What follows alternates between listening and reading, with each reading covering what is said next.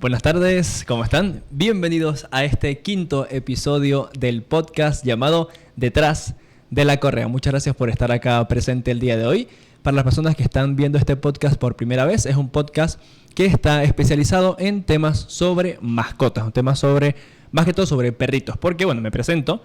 Mi nombre es Jesús Márquez, soy educador canino con más de 5 años de experiencia y tengo una empresa que se llama Reguardian, la cual es una empresa encargada en brindar o ofrecer servicios especializados para mascotas, específicamente para perritos. Por lo cual, este podcast se llama Detrás de la Correa, justamente porque estamos detrás de esa correa para guiar a ese perrito en esos paseos o en esa vida que tenemos con nuestras mascotas. Así que, bienvenidos a este programa, gracias por estar acá presentes, gracias por este interés en aprender más sobre sus mascotas, gracias por todos los días estar acá atentos, gracias por también los comentarios y los likes que le han dado a las publicaciones que hemos realizado acá en la página de NodeStream, así que muchísimas gracias a todos ustedes por estar acá presentes. Y pues también obviamente gracias a NodeStream por permitirme estar acá un día más con ustedes, siendo digamos, como el presentador de este programa, de este podcast. Así que muchas gracias a ellos y también por mantener tan activas las redes sociales de NodeStream, que por eso los invito a que nos sigan por Instagram y también por YouTube. Le den a la campanita para que puedan saber cuando montamos videos de este programa de Detrás de la Correa o también de cualquier otro podcast que tengamos en esta plataforma tan bonita que se llama NodeStream. Así que vamos a comenzar el día de hoy haciendo un pequeño, digamos, resumen de qué es lo que vamos a conversar en el día de hoy. Hoy vamos a conversar específicamente sobre aquellos mitos o, digamos, creencias que tiene la población sobre las mascotas, específicamente sobre perritos, ¿vale? Van a ser tanto mitos sobre salud, mitos sobre educación, mitos sobre peluquería, digamos, como intenté buscar la mayor cantidad de mitos posibles de varias ramas del tema con los perritos, porque hay muchas cosas que tenemos como muy marcadas o muy escuchadas todo el tiempo y siempre por la población en general, digamos, como que se va repitiendo constantemente y pensamos que son cosas reales y no necesariamente es así, ¿ok? Entonces vamos a hablar sobre ese tema el día de hoy. Luego haremos una breve parte de preguntas y respuestas. Las personas que estén en vivo acá a través de YouTube nos pueden hacer las preguntas con mucho gusto y por acá les contestaremos. Y también estaremos contestando un par de preguntas que nos hicieron, que me hicieron a través de el Instagram personal, @JesusMárquez_Piso_Canine_Trainer y por el Instagram de la empresa, @Piso_Reguardian. Así que vamos a empezar el día de hoy conversando sobre estos mitos o estas creencias que tenemos sobre los perritos. Aquí me gustaría, digamos, como primero definir qué es un mito o cuáles son esas creencias que tenemos nosotros sobre diferentes temas, no solamente sobre las mascotas, sino sobre el dinero, sobre muchas cosas que las personas constantemente repiten y repiten y repiten como si fuesen unos loritos, y llega un punto en el cual, de tanto repetirse y de que las personas escuchan tanto esa información, piensan que es una información veraz, que es una información cierta, que es una información verídica, pero muchas veces no es así. Muchas veces no tienen, digamos, ningún tipo de prueba física ni prueba científica, no tiene como un sostén que nos pueda indicar realmente que ese mito que está diciendo las personas es algo, digamos, como verdadero, ¿ok? Pasan, digamos, a un punto en el que se vuelven como, además de mitos, se vuelven como una especie de palabra coloquial que siempre decimos. Por ejemplo, decimos mucho como perros y gatos, es como personas que se pelean mucho. Y no necesariamente los perros y los gatos se llevan mal. Justamente ya hablaremos un poquito más adelante sobre ese mito que tenemos sobre que los perros y los gatos se odian a muerte y que son enemigos naturales, pero realmente no es cierto. Así que bueno, vamos a empezar conversando sobre esos mitos que vamos a estar conversando el día de hoy. Pero antes también de comenzar, me gustaría hacer como este es un paréntesis un poquito más grande para realmente conversar un poquito sobre la fuerza que tienen esos mitos y, digamos, esa intensidad o esa intención que tengo yo de desmentirlos, porque en muchos aspectos de la vida, en el tema de salud, en el tema de dinero, en el tema del fitness, de ejercicio, hay muchas veces que tenemos informaciones muy erradas que siempre las personas o la población va repitiendo y repitiendo, pero no necesariamente tiene que ser una información real o verídica. Entonces, es importante que, por ejemplo, en el tema de las mascotas, tengamos muy presente que vivimos en una sociedad en la cual tenemos una capacidad muy grande o muy fuerte o muy fácil de acceder a redes sociales y acceder a cualquier post de Instagram, acceder a cualquier publicación en TikTok, cualquier video, cualquier reel, cualquier información en YouTube, algún video de algún tutorial de algún tema sobre mascotas o temas sobre mascotas específicamente o en general. Y da la casualidad que a veces hay posts o hay publicaciones que tienen, digamos, como mucha repercusión mediática y mucho, digamos, como muchos likes y muchos comentarios y se empieza como a pensar que esa información es una información verídica simple y llanamente porque lo monta una persona que tiene muchos seguidores o que lo monta una persona que en algún punto empezó con el tema de trabajo con los perros, pero se le hizo viral, por ejemplo, ese clip o esa publicación.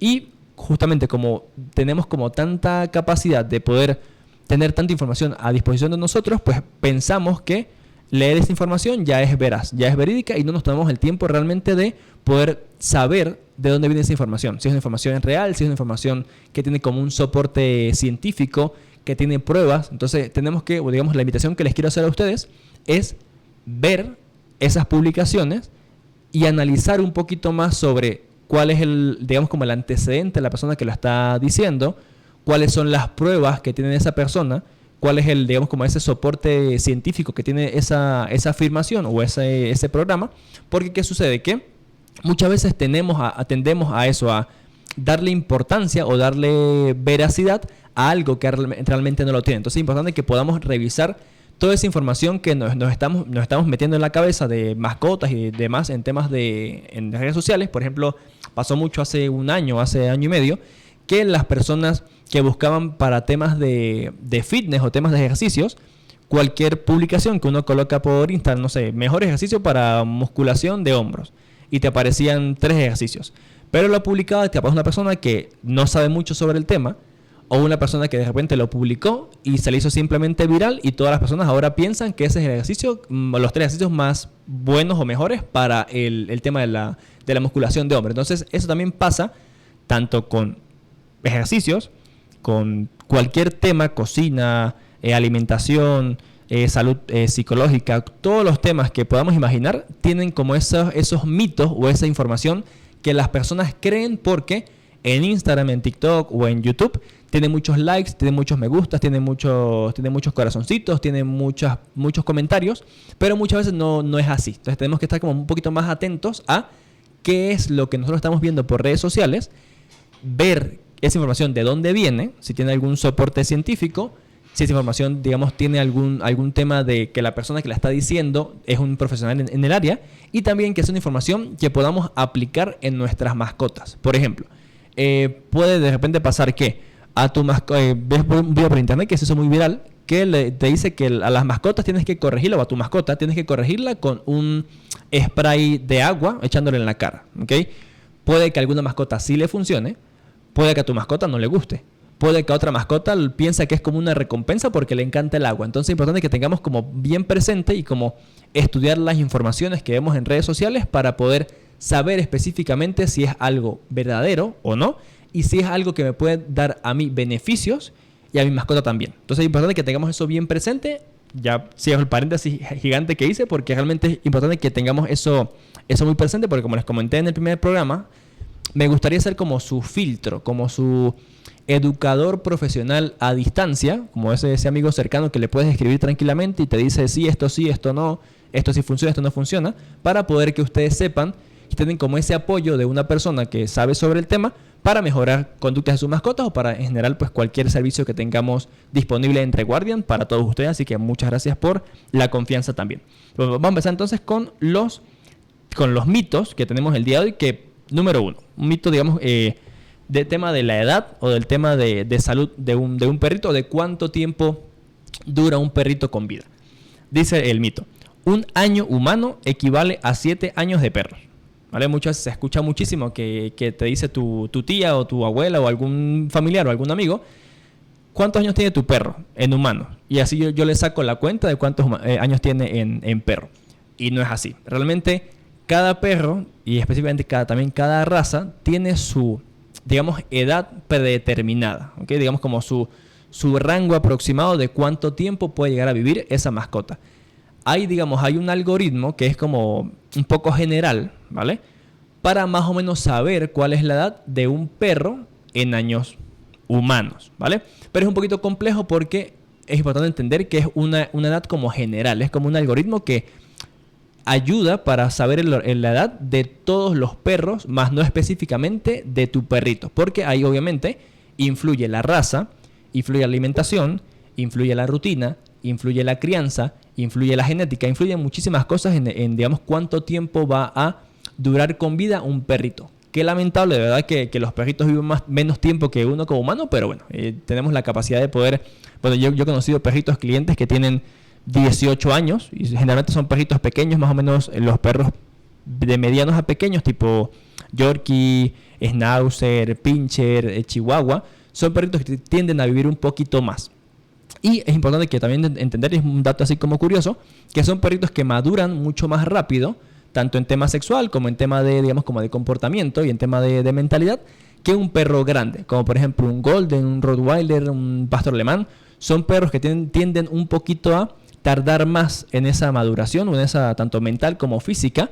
Entonces, bueno, los perritos pequeños tienden, generalmente, a vivir más años que un perrito grande. Es más por un tema fisiológico, otro también dato curioso, por un tema fisiológico, porque obviamente tiene mucho más desgaste un perro de mayor tamaño que un perro de menor tamaño. Entonces un perro de menor tamaño tiene que hacer, entre comillas, menos metabolismo, menos ejercicio, entre muchas comillas. Entonces tiene como menos desgaste físico, fisiológico y hormonal que un perro de 30, 35, 50 kilos, que pues posiblemente dure un poquito menos de tiempo por ese desgaste fisiológico que tiene pues en su vida cotidiana. Entonces, por esas razones que viven, digamos, más años los perros pequeños. Pero, digamos, el mito de que un año humano significan 7 años perro, eso es mentira, eso es un mito falso, eso no existe. Mito número 2.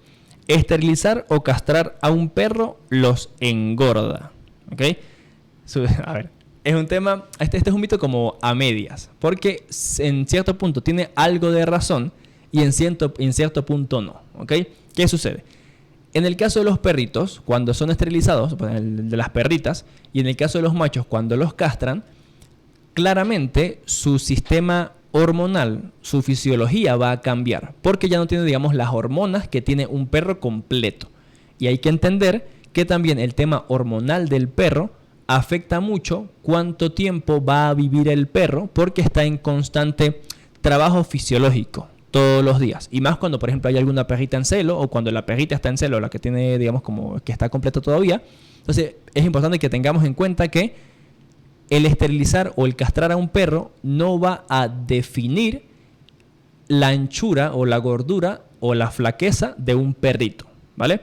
Muchas veces sucede que sí nos damos cuenta que hay perritos esterilizados o castrados que son más gorditos, pero no es tanto por un tema de que específicamente la castración o la esterilización haga que eso pase así. Simplemente sucede porque la persona que tiene esa mascota posiblemente, como ve que es un perrito un poco más tranquilo, con menos exigencia fisiológica y hormonal, lo saca a pasear un poquito menos.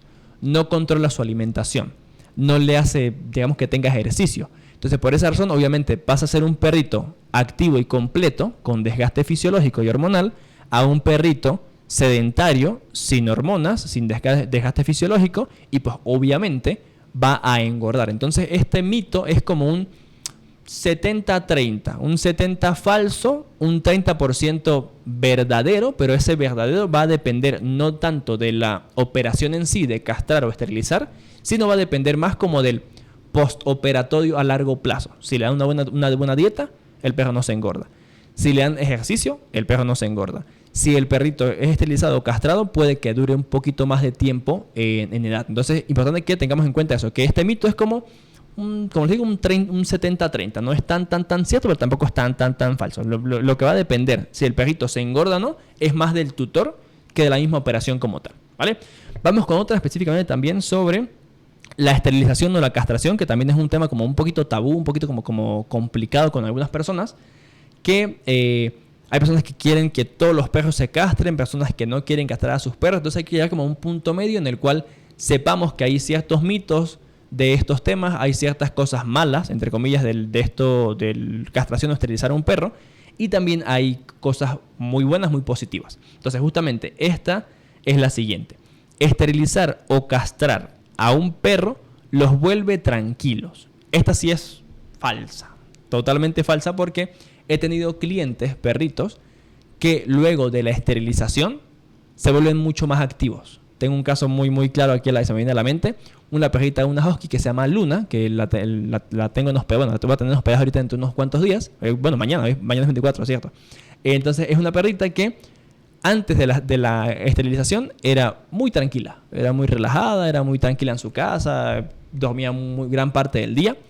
La esterilizaron y a partir de ahí empezó a ser extremadamente juguetona. Y si el perro no juega con ella, ella obliga al perro a jugar con ella. Entonces, la esterilización no causa que el perro sea más tranquilo, ni que sea más alborotado. Va a depender única y exclusivamente de el perro, de su fisiología. También, por ejemplo, hay otro método que no está acá, pero pues también se dice mucho, que esterilizar o castrar a un perro va a hacer que el perro deje de ser agresivo o deje de, digamos, como hacer conductas malas, como por ejemplo orinarse en alguna parte de la casa que no debe. Entonces son cosas que, más que mejorar con la esterilización, pueden en algunos casos empeorar este tema. ¿Qué sucede? En el caso de, por ejemplo, agresión por temas hormonales que tenga, por ejemplo, un macho. Vamos a colocar el ejemplo de un macho. Un macho que esté en plena capacidad para montar a una hembrita y hay una hembra en celo, digamos, relativamente cerca de su espacio, y hay otros perros machos que él siente que son, digamos, como competencia, ¿vale? Puede que genere cierta agresión hacia esos perros machos por competir para ver quién monta y quién procrea con esa perrita en celo. Entonces, si esa agresión se está dando de esa manera por un tema hormonal, ¿vale? Puede que la castración del perrito sí ayude a que el perro deje de ser agresivo con esos otros perros, porque no va a estar compitiendo, porque ya no va a tener la necesidad o las ganas, entre muchas comillas, de aparearse con la perrita en celo. Entonces no tiene que estar como compitiendo con los otros perros. Pero si es una agresión que viene de un comportamiento del perro, que ya el perro aprendió que si ataca a otros perros lo dejan quieto, que simplemente el perro quiere atacar perros porque no tuvo una buena etapa de socialización, pues ahí, lamentablemente, ese problema de agresión no se va a quitar, porque es un tema de comportamiento, no de hormonas. Cuando es algo hormonal, sí, perfecto. Por ejemplo, si uno castra a un perrito, puede que no quiera salir de la casa, no quiera escaparse a buscar a una perrita en celo porque no tiene la necesidad de hacerlo, ¿vale? Pero, por ejemplo, si es una conducta de escaparse simple y llanamente porque el perrito quiere salirse de la casa porque sabe que fuera de la casa hay cosas más interesantes que dentro de la casa, y capaz no tiene una buena rutina, capaz no tiene, digamos, un tutor responsable que lo pasee, que, digamos, como que lo estimule mental y físicamente dentro de casa, pues claramente ese perro, al aprender que fuera de la casa todo es mucho más interesante, pues va a querer salirse. Entonces, si ese problema es así, por conducta de que el perro sabe que afuera hay cosas mejores, y no por un tema hormonal de que voy a salir para aparearme con una perrita, lamentablemente esa conducta no se va a quitar por castrar al perro. Otro ejemplo también importante, que el perrito, por ejemplo, se orine en alguna parte de la casa que no debe hacerlo, generalmente con perritos machos. Muchas veces recomiendan que se castre al perro para que deje de hacerlo. Y puede que no suceda. Puede también que pase una perrita en celo cerca de la casa y el perro pues está como marcando y como que mira, aquí estoy yo, estoy disponible para apareamiento. Pero también puede que sea un comportamiento, una conducta que el perro lleva generando hace mucho tiempo y que tú lo estás asociando o achacando a que el perro todavía está completo y lo castras y, oh, sorpresa, no, o sea, sigue todavía orinando en sitios donde no debe hacer. Entonces, si ya eso es un problema de comportamiento, hay que directamente atacar el comportamiento y no atacar las bolitas del perro. ¿Ok? Vale. Seguimos con el siguiente punto, bien importante, o digamos el siguiente mito, que es: no se debe sacar de la casa al perro hasta que esté totalmente vacunado. Este también tiene su porcentaje, yo te diría es un 50-50, es un 50 sí, un 50 no, ¿vale? ¿Qué sucede? En el caso de los médicos veterinarios, ¿vale? Y yo los entiendo perfectamente porque pues creo que, o digamos como yo pensándolo y también conversándolo con algunos de ellos, es la única forma que han conseguido que las personas no saquen a sus perros de sus casas antes de la vacunación. Porque obviamente es importante que su perrito, si no lo sabía, pues tiene que saberlo, tenga sus 3 vacunas sextuple, su vacuna antirrábica y una vacuna nueva, que hay un brote, digamos, relativamente constante en países de Latinoamérica y en el mundo también, que se llama la vacuna KC, que es de la tos de las perreras. Entonces el perrito debe tener 5 vacunas y obviamente el refuerzo anual de esas vacunas. Entonces, volviendo al tema con los veterinarios. Obviamente yo entiendo que ella fue como la manera más fácil que ellos tenían de decirle al dueño, mira, no saques al perro porque el perro se te va a morir si lo sacas antes de que cumpla su vacunación.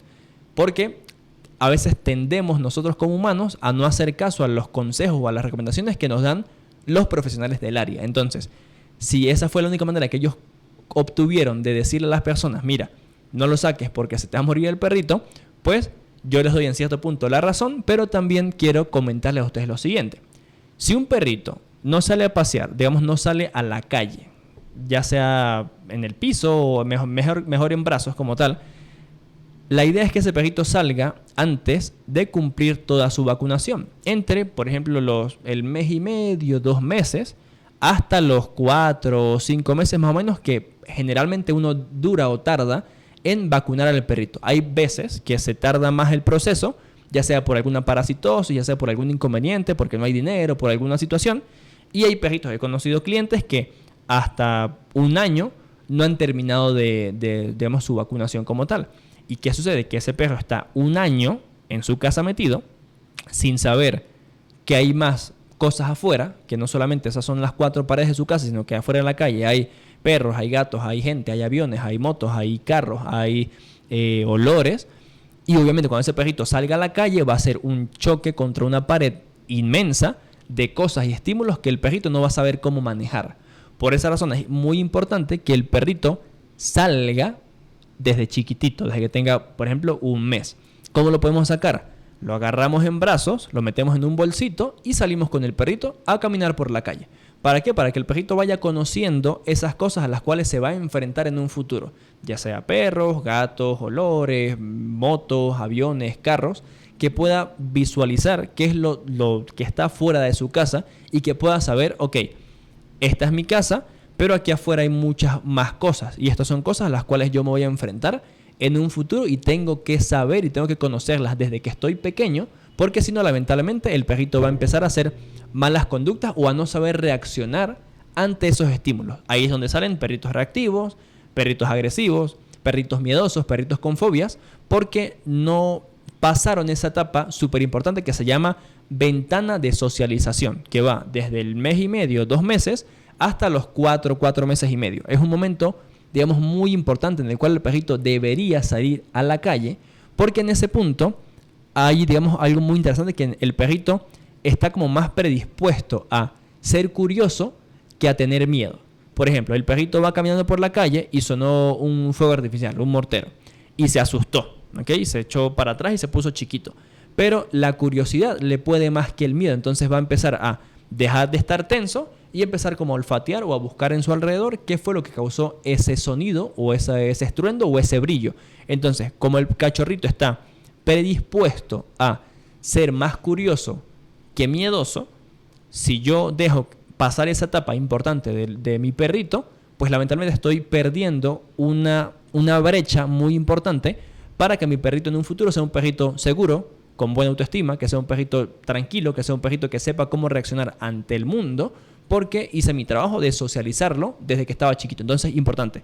Este mito es, como les digo, 50-50. Es una parte de 50%. Sí, efectivamente, no saquen a sus perros a pasear, que no toquen el piso, que no interactúen con perros que ustedes no conozcan, porque sí, efectivamente pueden pegarse enfermedades como el moquillo, como el anaplasma, cualquier enfermedad que podamos, digamos, como generar en nuestra mascota si lo sacamos antes del plan de vacunación. La tos de las perreras también, por ejemplo, o la rabia también. Entonces son enfermedades que se pueden evitar vacunando, obviamente, y cuando vayamos a sacar al perrito para que socialice con el mundo, con el entorno, llevarlo cargadito. Ya cuando él cumpla toda su respectiva vacunación, toda su respectiva, plan de vacunación, podemos ya tranquilamente dejarlo en el piso y que empiece a explorar él solito el mundo con sus paticas en el piso, con su olfato y con su forma de ver el mundo. Entonces, por eso es importante que tengamos eso bien presente, que es un sí, háganle caso al veterinario, no saquen al perro, pero también háganme caso a mí o a los educadores caninos, que les indicamos que saquen a sus perritos de pequeños, alzados o cargados, que no toquen el piso, que no interactúen con otros perros, porque justamente con otros perros que no estén vacunados, importante. Porque, por ejemplo, pudiésemos en tal caso, si conocemos a alguien, un amigo, un familiar, que tenga un perrito que esté totalmente vacunado, esté sano, no tenga pulgas, no tenga garrapatas y esté al día en todo, podemos llevarlo tranquilamente ese perrito a nuestra casa para que interactúe con nuestro perrito y le genere buenas experiencias, ¿vale? Si no tenemos esa posibilidad, pues bueno, tenemos que esperarnos un poco más hasta que ya el perrito cumpla todo su plan de vacunación para ahí sí poder acercarlo a otro perrito que yo no conozco en la calle y que pueda interactuar de forma segura y que no sabemos que no se va a, digamos, como enfermar, ¿vale? Entonces, como este mito, como les digo, 50-50, no es ni muy cierto, tampoco es muy falso, ¿vale? Vamos con el siguiente. Los perritos ven en blanco y negro, ¿ok? Antes se creía eso porque justamente se hicieron, digamos, unos estudios científicos que dieron como resultado que los perritos veían en escala de grises, ¿vale? Pero actualmente, ya con más tecnología... A ver, este es un mito interesante porque tenía una base científica anteriormente, pero ya como la tecnología va todo el tiempo aumentando y mejorando, pues ya sabemos que el perrito ve en escala de grises, pero también otras escalas de colores. Por ejemplo, también puede ver amarillo y puede ver azules. No tiene, digamos, la capacidad cromatográfica de nosotros como humanos de poder ver rojo, morado, amarillos y demás, pero sí ve colores fríos, como por ejemplo el azul y el amarillo, ¿vale? ¿Qué sucede? Que este mito se dio justamente por un estudio científico que se hizo hace muchísimos años, que específicamente decía que los perritos veían en escala de grises. Y la gente se lo tomó, digamos, muy a pecho, y por eso es que todo el tiempo se dice que el perro ve en escala de grises. Pero efectivamente ya se han hecho más experimentos y más resultados, y podemos saber que los perritos ya ven en una gama un poco más amplia de colores. No tan amplia como el humano, como les comentaba, pero una escala un poquito más amplia. Hay algo muy interesante que es un ejercicio que me gustaría que hicieran con sus perritos. Si a sus perritos les gustan las pelotas, les gusta una pelotita de estas que ir a buscarla y morderla o traerla, usen una pelota de tenis, ¿vale?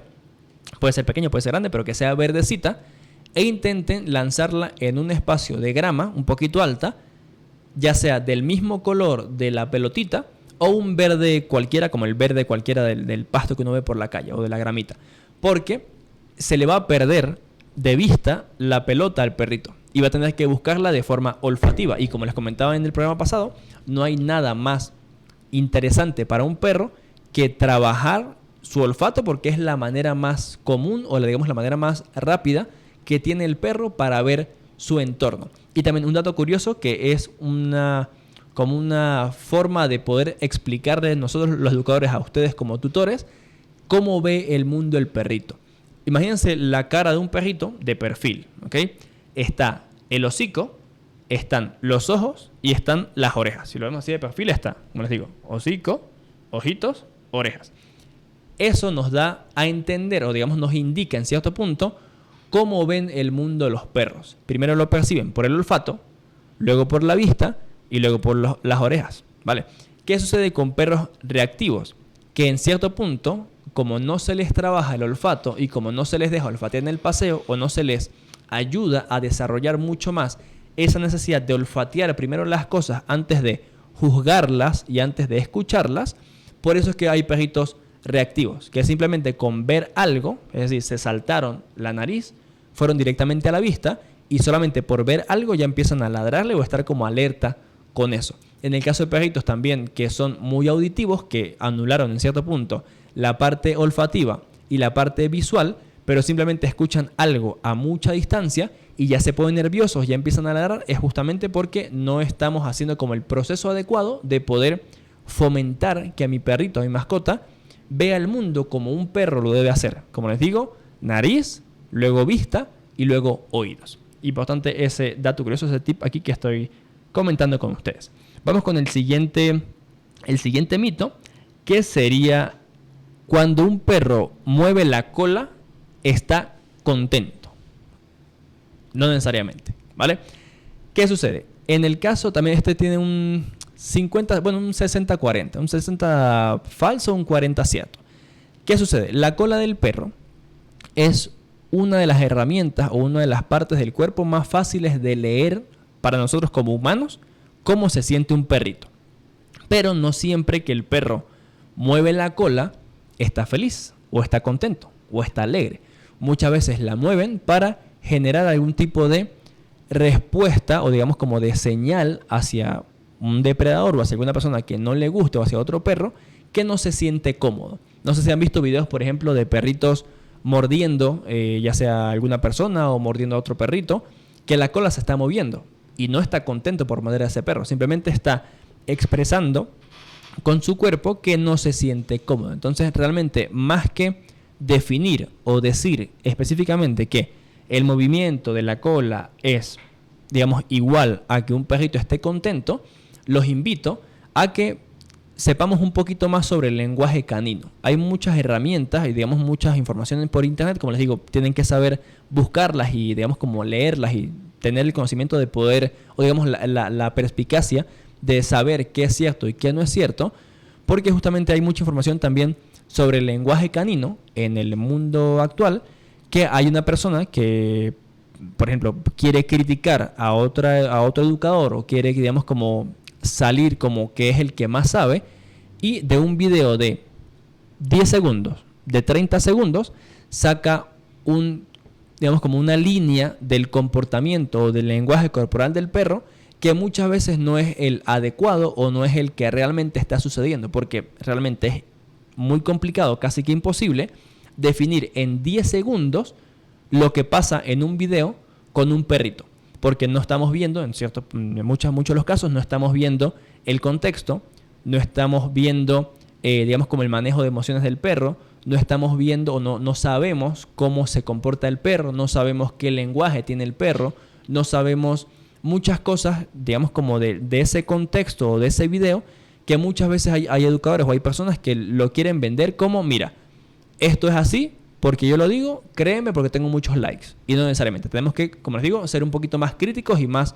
observadores sobre todo este tema de lenguaje canino y en general todo el tema de mascotas y el tema de la vida en general. Porque hay mucha información y, como les digo, tenemos que empezar a filtrarla un poquito más. Entonces, como les comentaba, el tema del lenguaje canino, el lenguaje corporal de los perritos, es muy importante que nosotros podamos saber o podamos como conocer cómo se comunica mi perro, porque esa es la manera en la cual él se expresa con su cuerpo, con su cola, con sus labios, bueno, con sus belfos, en el caso de los labios, con sus dientes, con sus orejas, con sus cejas, con su expresión facial como tal, con la expresión corporal en general de si está erguido, si está, digamos, como acorvadito, o sea, todo lo que el perro demuestra en su comportamiento, en su lenguaje físico, nos está indicando ciertas cosas o le está indicando al entorno, ya sean perros, sea otros animales, sea otras personas, les está indicando, mira, me siento así, necesito que me entiendas. Entonces no hay nada más importante que para los que tenemos mascotas y para los que tenemos o que, digamos, queremos evitar algún inconveniente con algún perrito, saber cuál es el lenguaje corporal de nuestras mascotas. Y, por ejemplo, les puedo, digamos, como recomendar un libro que se llama Las señales de calma. Si quieren lo anotan. Se llama Las señales de calma de Turit Rugas. Creo que ella es finlandesa. Fue la primera persona, la primera, sí, educadora que tuvo la capacidad o, digamos, la manera de escribir un libro específicamente sobre cuáles eran esas señales de calma que los perros dan, o esas señales físicas que el perro da.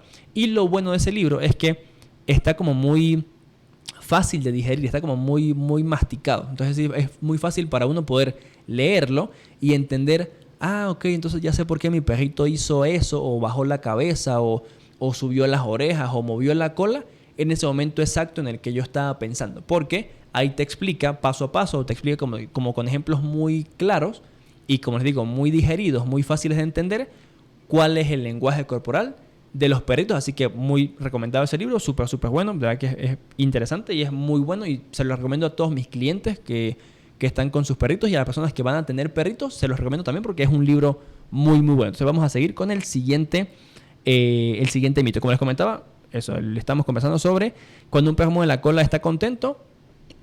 Puede que sí, puede que no. Es como un 60-40, como les digo. ¿Ok? Vamos con el siguiente. Los perros de raza se enferman más. ¿Ok? Este también es un poquito medio cierto, medio no cierto. Igual como un 30-70. 30 cierto, un 70 falso. Obviamente, dependiendo de la raza, hay perritos que son más propensos a tener o a sufrir ciertas enfermedades, como por ejemplo el caso del pastor alemán. Es muy propenso a sufrir displasia de cadera, displasia de codo. Entonces es una raza que está predestinada, entre muchas comillas, a generar esa enfermedad. Obviamente se está intentando en la cría selectiva de los perros, pues quitar o hacer, digamos, como una probabilidad muy muy bajita de que un perro, un pastor alemán, tenga esa enfermedad. Pero es importante que entendamos que como hemos modificado tanto las razas de perros, igual en el programa creo que fue el tercer episodio que estamos hablando del origen de los perros, tenemos que entender que los perros son creados por nosotros. Es decir, todas las razas actuales que tenemos hoy en día, el bulldog francés, el chihuahua, el shih tzu, todas las razas que tenemos hoy en día fueron modificadas genéticamente, ya sea por selección, por cruza, por selección artificial, fueron seleccionadas por nosotros como humanos porque queríamos ciertos rasgos específicos de ese perrito y juntábamos perros que se parecían con otros que se parecían para que fuera, digamos, como si se hiciera como mucho más evidente esa característica que queríamos nosotros que se resaltara en el perro.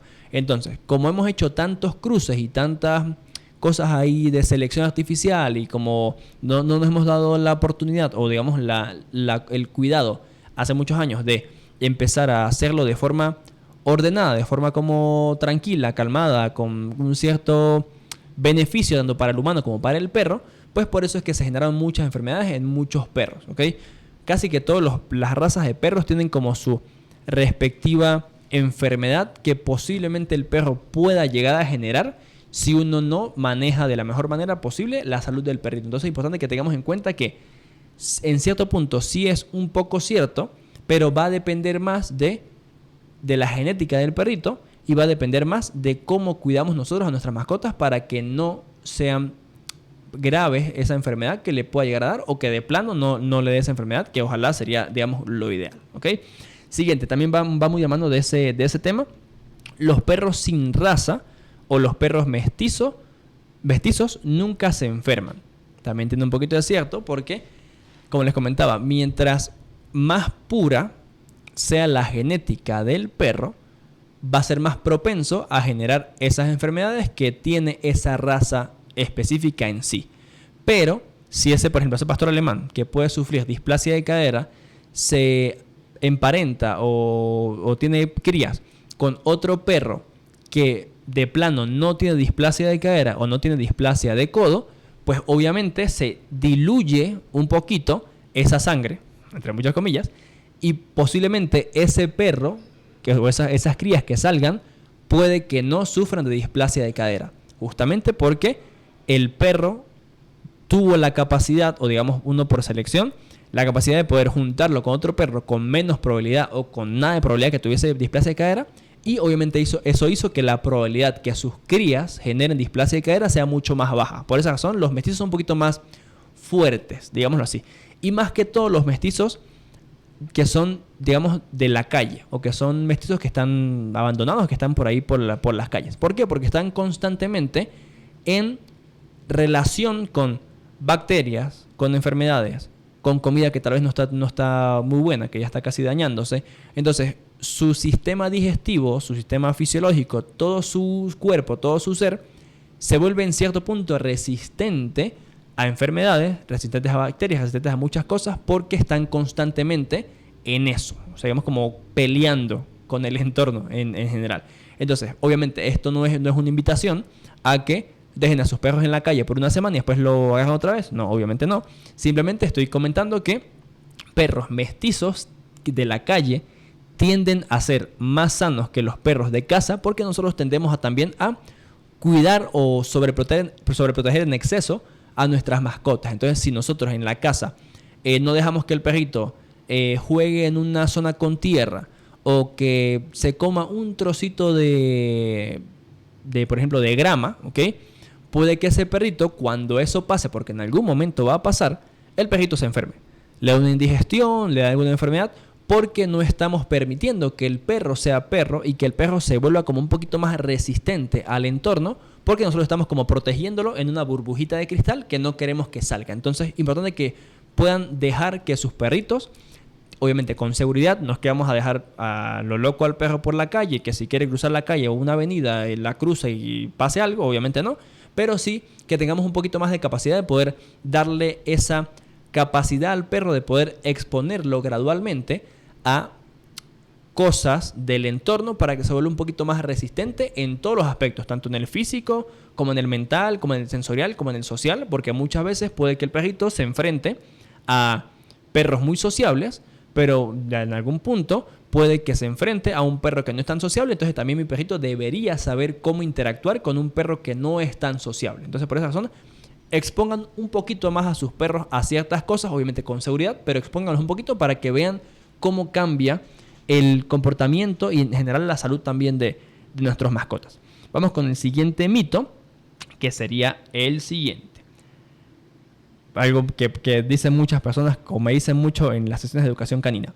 Mi perro sabe que hizo algo malo porque me lo dice cuando llego a la casa. Es decir, el perrito le muestra a la persona que algo está pasando, ¿okay? Que digamos como que sucedió algo malo en la casa. A ver, no, realmente no es cierto. O sea, el perrito sí tiene cierto comportamiento de sumisión o de que algo malo pasó, pero no lo hace específicamente cuando el tutor llega, ¿vale? O hay muy pocos casos que eso puede pasar.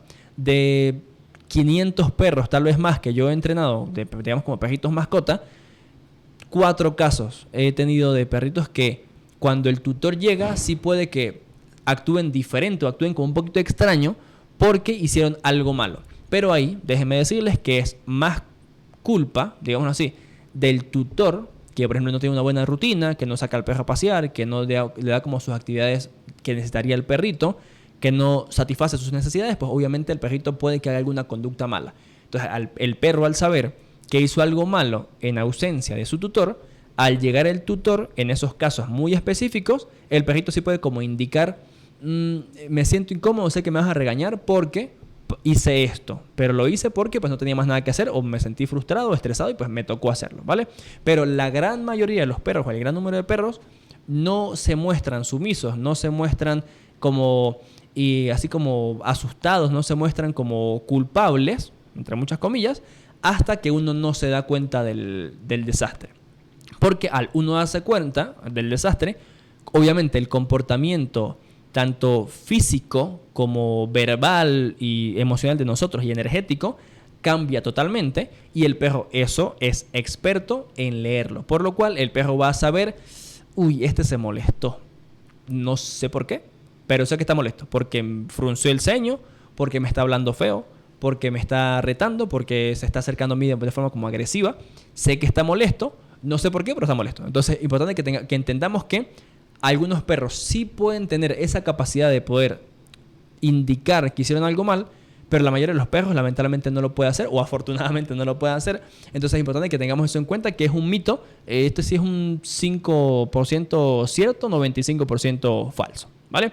Nos quedan bastantes mitos, pero pues ya se nos está acabando un poquito el tiempo acá en el programa, así que vamos rápidamente a leer por acá las preguntas. Si tienen algunas preguntas por acá por el chat, la pueden hacer sin ningún problema. Si no, pues pasamos a contestar una pregunta que me hicieron el día de hoy en la mañana por el Instagram, para contestarla aquí en el programa.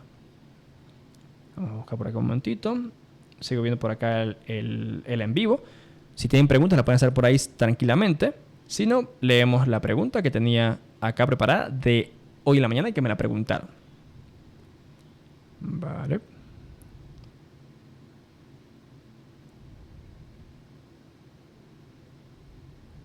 Ok, vale.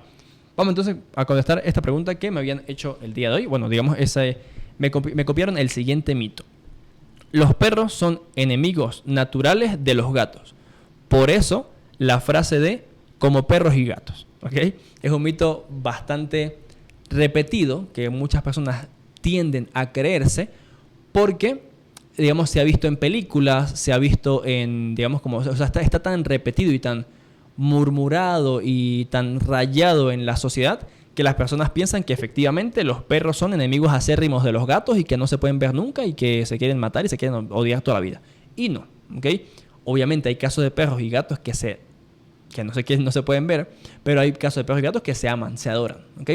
¿Cuál es el tema? Y un dato curioso, ¿cuál es digamos, como el origen o digamos la forma en que uno puede pensar que este mito es real? Porque los perros y los gatos tienen formas muy diferentes de interactuar, ¿ok? El gato es un poquito más independiente, es un poco menos sociable en cierto aspecto, muestra su cariño, o muestra su afecto, o muestra sus ganas de interactuar con otro ser vivo de una forma muy, muy, muy diferente a la que la hace un perro. Entonces, un ejemplo muy claro y para culminar esta pregunta, en el caso, por ejemplo, de los gatos, cuando se sienten amenazados, salen corriendo, ¿ok? En el caso de los perros, cuando quieren jugar, salen corriendo. Entonces, aquí obviamente hay un cruce de informaciones que a ninguno de los dos les funciona, porque el gato quiere huir porque no le gusta y el perro quiere jugar porque sí le gusta. Pero obviamente no va a haber una interacción buena entre ambos porque el gato está huyendo por miedo y el perro está queriendo jugar. Entonces, obviamente, ahí va a haber un roce y va a haber como un inconveniente y realmente no va a haber esa interacción buena entre el perro y el gato. Pero como les digo, perros y gatos pueden tranquilamente llevarse bien. Es solamente cuestión de que uno los pueda ayudar a llevarse bien y que también el gato y el perro tengan como una energía un poquito parecida y sepa el gato respetar al perro y el perro respetar al gato. ¿Ok? Eso es por la pregunta del día de hoy. Gracias, Santiago, por hacerla. Siempre ahí pendiente mi primo de Caracas haciendo las preguntas por acá, por el Instagram. Así que bueno, vamos a culminar ya el programa el día de hoy. Muchísimas gracias por estar ustedes nuevamente en este programa. Gracias a las personas que lo ven en vivo. Gracias a aquellos también que lo ven ya luego subido a YouTube o también los clips que montan en Instagram. Así que muchísimas gracias a todos ustedes por el apoyo, por el feedback, por esas preguntas que me hacen, por esas recomendaciones que a veces me hacen por redes sociales. Así que muchísimas gracias. Repito nuevamente mi Instagram personal, @JesusMárquezPiso_K9Trainer, y el Instagram de la empresa, @PisoReguardian. Así que me pueden hacer por ahí las preguntas, consejos sobre el programa. Con mucho gusto la voy a recibir. Y pues también obviamente invitarlos a que por favor sigan la página de Instagram de NodoStream y también la página obviamente de YouTube, que le den like a las publicaciones y que se suscriban y le den a la campanita para que les pueda decir YouTube cuando montamos video y puedan seguir aprendiendo sobre mascotas y también entreteniéndose con los demás programas de NodoStream. Así que muchísimas gracias, que pasen un feliz 24, una feliz Navidad. Nos vemos la próxima semana a las 4 de la tarde. Así que muchísimas gracias, feliz y bendecida tarde. Muchas gracias.